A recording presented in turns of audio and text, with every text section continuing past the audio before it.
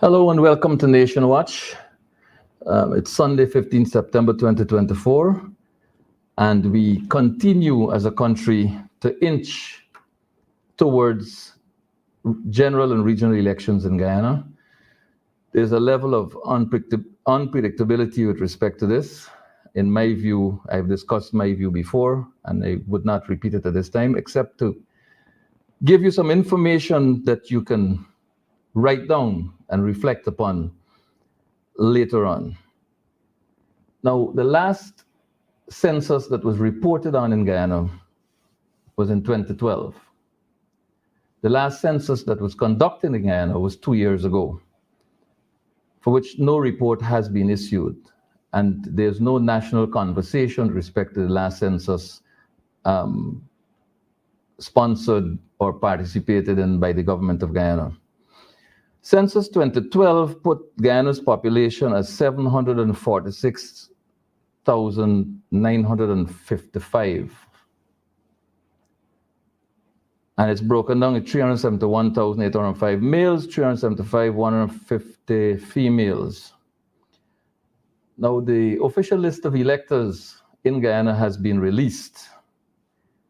The official list of electors was released on the 2nd of September 2024. That's a few days ago. And this list has a validity up to the 31st of December 2024. So it means that if the PPP is so minded, they have a window of up to the 31st of December 2024 to name a date for election, if they're so minded. It is interesting, ladies and gentlemen, that the official list of electors carries 718,715 names on it. As far as GCOM is concerned, there are 718,715 eligible electors in Guyana. Juxtapose that against the census report of a population of 746,955.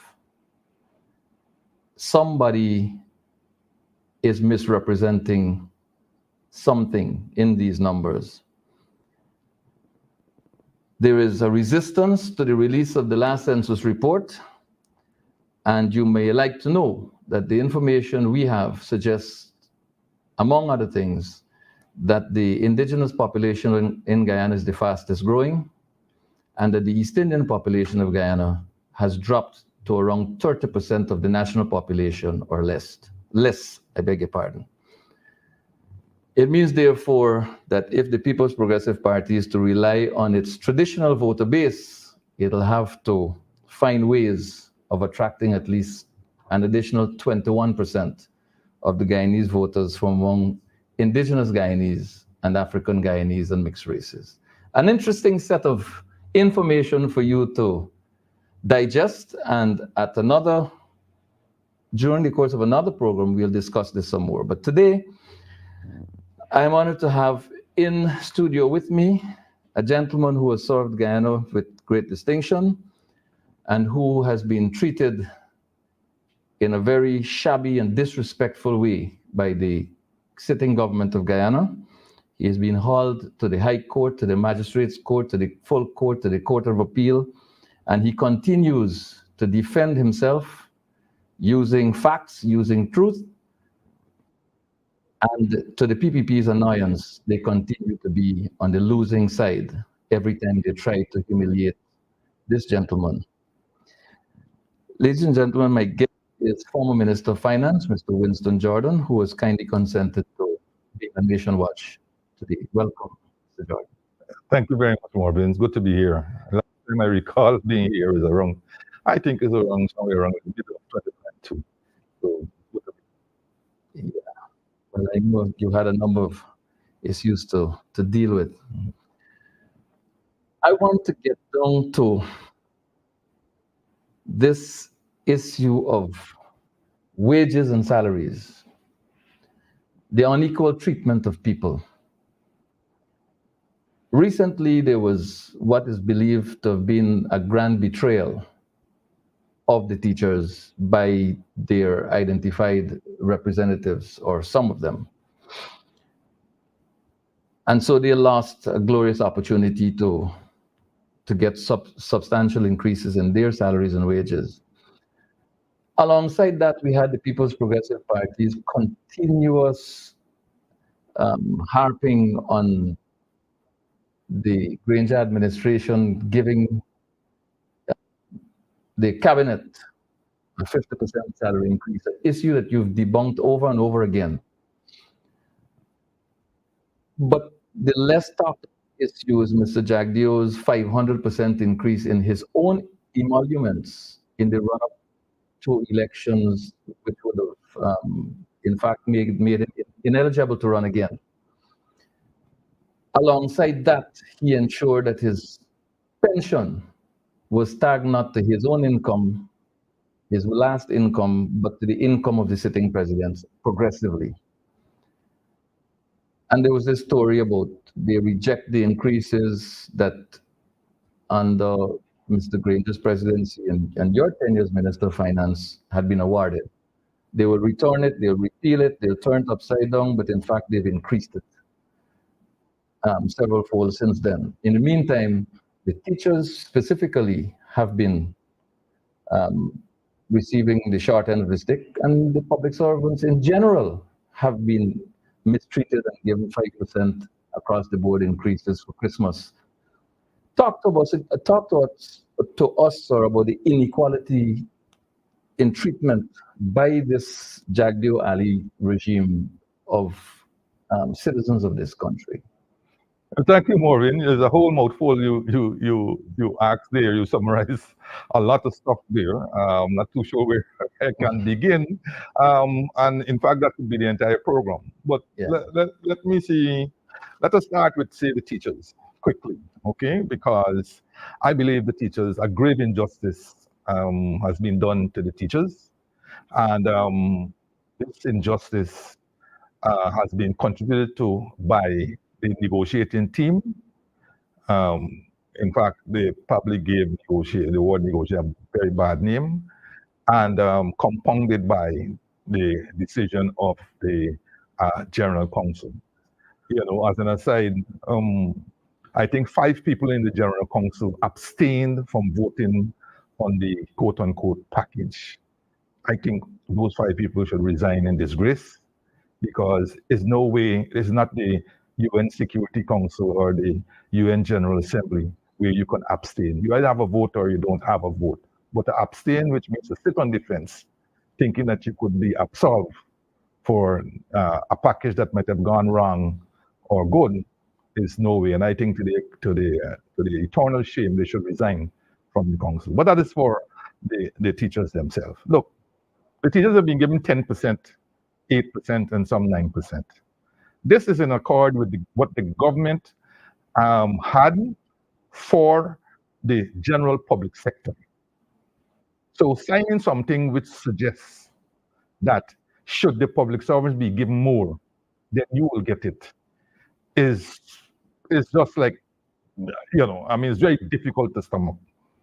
With the exception of the Aubrey Armstrong Award that gave public servants 31% in 1999 and 26.6% in 2000. There has been, I believe, no other time in recent history where public servants would have got more than teachers. No other time. And I'm fairly correct in what I'm saying. So there's nothing that they can hold out hope for, that the public servants will get more than the 10%. That is what essentially the government had in mind to give the entire public sector. So the teachers, unfortunately, wasted 75 days in the streets in a grand struggle that produced not even a mouse. It produced nothing. The teachers got nothing that they had requested in whole or even in part. The teachers kept wavering, the negotiating team kept wavering, removing negotiation points that they had in return for nothing. And so the 10 and the 8 and the 9 that they got is exactly what was going to be given to the public servants. So in many ways, the teachers have done a disservice the teachers' negotiation team has done a disservice to the rest of the public sector, because there's absolutely no way that the government is going to give a salary increase higher than 10% to the rest of the public sector. Not when they're using this fiction of fiscal space, right? In fact, many of them using the word fiscal space don't even understand the concept. But it is thrown out there to dazzle and bamboozle the unions. And that is what happened to the union negotiations. They were bamboozled because none other than the president of the union was heard repeating exactly what the government said. He said, well, we couldn't get any more because they said they don't have fiscal space. I don't think he understands what fiscal space means. Or maybe he does. Right? I really honestly would give him the benefit of the doubt in saying that he didn't understand what on earth he was talking about. Because fiscal space has to do with priorities, right? Priorities within the construct of a budget or a plan. So you make your own fiscal space. As I said in a previous program, there are three elements that will make up that fiscal space: the revenues, the expenditure, and the financing of whatever deficit that you may have. On the revenue side, you will never have fiscal space if you continue to give away, tax concessions inordinately, indiscriminately, which is a continuation of a situation that we found in 2015 when we came in power. In fact, I have a little, this morning I was looking back again, because I don't like to make any statements that, they can refute. I like to make, and this is the state of the tax system that we met in 2015 when we came in.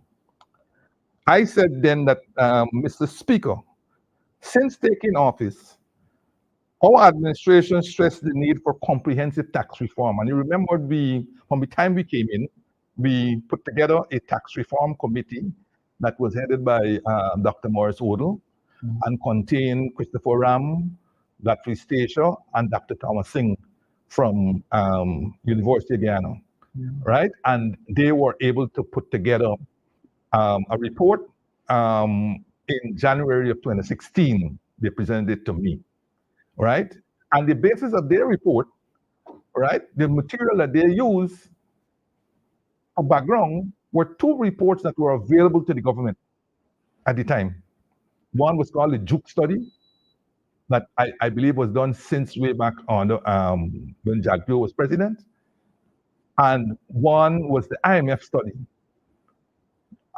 that was done by the CARTAC Center, which is the Caribbean Technical Assistance Center.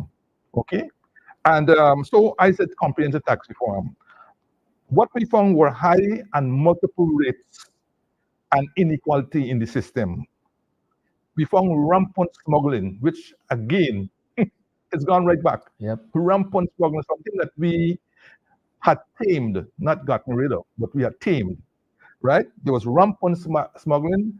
There was rampant incidents of tax avoidance and tax evasion, which is even more today, right? Legitimate businesses were threatened with extinction. And right now you have that going on, because I can tell you, one or two people have called me or messaged me asking whatever happened to the measures we put in place, right? That saw them coming up with their increased profits.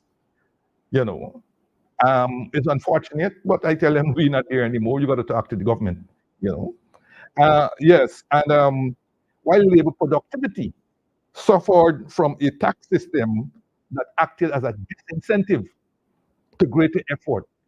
You had an income tax system with a flat tax. You know what's a flat tax?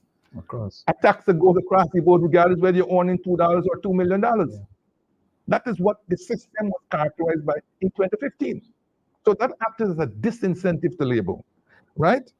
And this whole corrupted system led to increasing demands for tax concessions. And tax concessions, as you well know, weaken the tax base. So you can't get fiscal space if you forever weakening the tax base, narrowing the tax base. The more you narrow the tax base, is the greater incidence you're putting on those who get attacked by the tax at source. And who get that? The wage earner. The wage earners, all the public servants. They can't do a thing, right? That is why since this government has come in, it has given away to businesses, even when the businesses didn't ask for assistance, like in the health sector and the education sector. We had already removed the VAT that we had put on education. We had already removed that. But when they came in, they removed income tax to the sector. The people in that sector never complained about paying income tax to the sector. They removed all taxes in the health and the education sector. And you know for what reason?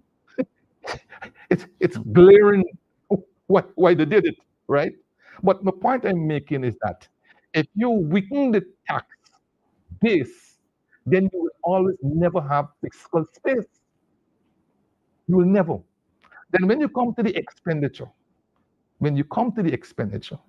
if you're giving away widespread untargeted subsidies, you find in every reason why you have to pay a subsidy to some constituent of yours. And I think they got vexed because I named the fertilizer, $1 billion in fertilizer subsidy. They said to the agricultural sector, to farmers. We don't see any report by the Auditor General. We don't see any report by the government itself. Who are these farmers that got the money? How much? What they are farming? How long they were farming? What we do know is that virtually no small farmer got access to any fertilizer, any free fertilizer. That's what we know. Okay? Nobody in Buxton, Mocha, Dartmouth, none of these places got any fertilizer. So who are they fooling? And then we're out to holler, but I don't like rural development. I mean, what kind of? So the point is, and then you look now at the capital side, the capital expenditure, 66% or $660 billion in capital expenditure in 1 year. Yeah. In a tiny little country that had already been suffering from all kinds of deficits in the education sector. You want to implement a $660 billion program. What is instructive in this $660 billion program is that we continue to construct buildings. We do not equip them, we do not staff them, we do not train anybody in anticipation of staffing them. And at the end of a project, if it does in fact come to an end, because the Cheddi Jagan Airport has not ended yet, the school at Bamia, that contract hasn't ended yet. The Tipuyu or whatever it is, contract has not ended yet. But whenever they end, if they do, we have a difficulty identifying the cost. There's one project that was said to be costed at $45 million, the health center at Swan. The ministry said 45, the minister said 40, and the RHO said 20. The day after the 20 figure was put up there, and we have some images here we'd like to show in that regard. Kilcoy Maikoni got a health center for $39 million, and it's no different in size or design from the one at Swan. So here's where the term wasteful spending steps in. And the administration of which you are a part, and particularly the ministry that you headed, put attack recently for wasteful spending. And we are seeing a closure of one nursing school in Linden and the construction of a new one to replace it on the Essequibo coast. We are seeing a hospital at West Amrar, the regional hospital, starved of resources, starved of doctors and other health officials, being replaced with a new structure, the Kendrin. we can see the Saudi hospital, which is undermanned, under-equipped, being replaced with a new physical structure somewhere else on the Essequibo coast. Is this not wasteful spending? Any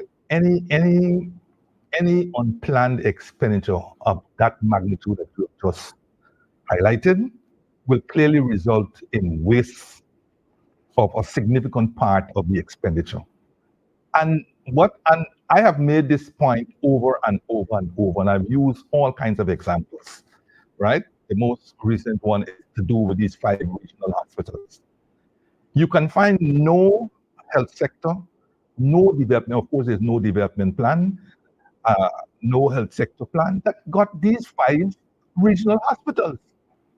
You can find no health sector plan that got a brand new New Amsterdam hospital, when especially the one that they have there is fairly recent, because remember they broke down the old one that was in, I don't